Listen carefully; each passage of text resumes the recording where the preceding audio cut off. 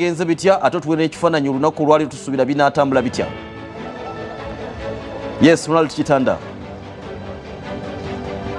Atulaba ku BBS Telefina eyaffe y'Obwakabaka bwa Buganda embeera ya bunkenkenyo n'ekiyongobero mu nkambi ya National Unity Platform olw'obulumbaganyi obukoleddwa mu kiro ekikesezo olwaleero ku wooteeri ez'enjawulo mu kibuga Mbalala.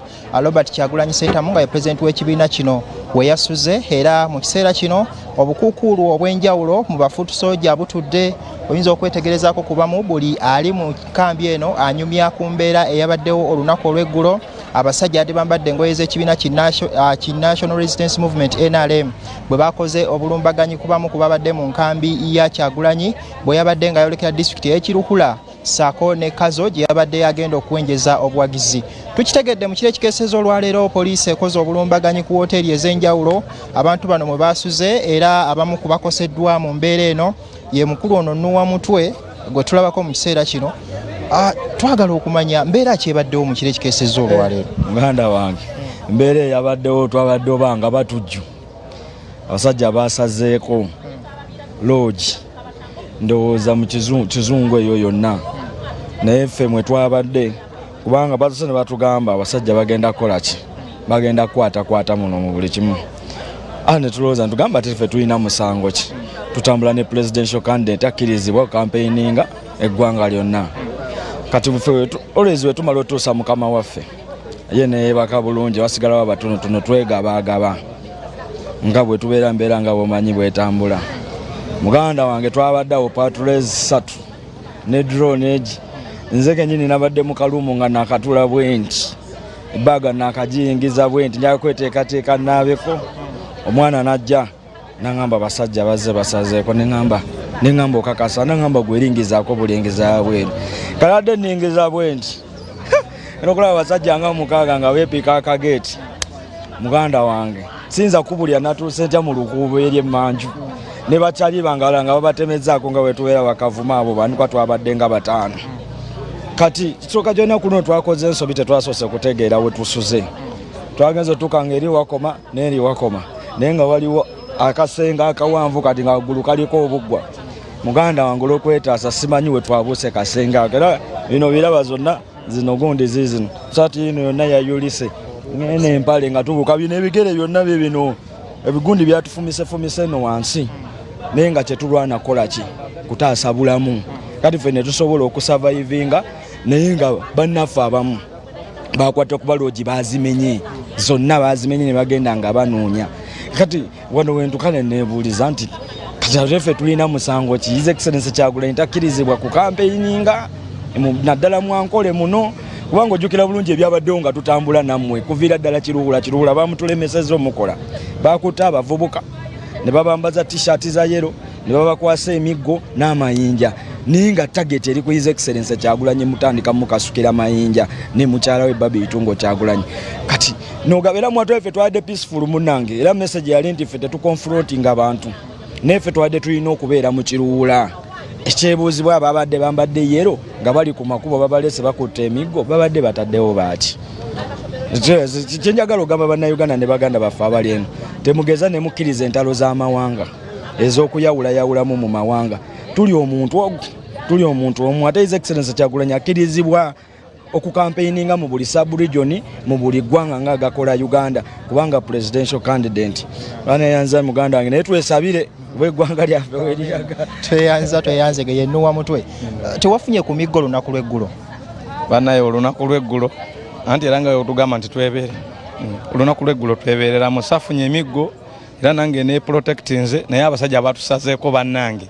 Nenze kyembakubiriza bannayuganda abali eyo, ndowooza mutulaba ffe tuli peaceful, naye enkambi eri eyagala balage nti tuli violent. So Mr. Museveni n'abantu bo tetwagala kutukema. Tweyanzege osima tukotya okutwalibwa mu drone ezibaddewo mu kiro. Ekiro drone zazze drone 2 ne patrol 2 zazze mu rumu wetwasuze. Wetwaze mu rumu wetwasuze ne bajja nga bamenya buli mulyango. Kubanze wona balabye ne nyingira mu rumu yange ne njisiba ne bagikonkona ne bagifiirako n'engano giggulawo. Kakati bali abaana basigadde rumu zabwe zibadde zikyali nzigure. Webazze ne bayingira buyingizi nga bakwata buli mwana bakutte abaana bawulirako ddala kuba baze ne drone 2 ne patrol 2 ne bayora abaana naye kati ffe ababadde mu ruumu ne tusigalamu ne tugala ozigulawo ne bazikonkona enzigi ezimu ne bazimenya mu mbeera enkambwe ennyo ne bamenya enzigi ezimu naye ffe abamu twasigadde mu ruumu ne tugala ozigulawo paka we bamaliza ne bagenda naye tubasaba baganda bange abali mu gavumenti fena Uganda yaffe fena Uganda si yamwe mweka fena tuyina ddembe lyaffe eryokunoonya kalulu kaffe ne mukulembeze waffe His Excellency Robert Kyagulanyi Ssentamu muna basaba kyemwako si kikyamba nange yanze ndoza tufuna asembayo kiki ekyabaddewo olunaku olw'eggulo era osimatuka otya mu sekendi za 2 nze nno neebaza Katonda ekisooka kineewuunyisa nnyo okubeera nti abantu abakola effujjo bebawa protection kyokka ate abakuuma emirembe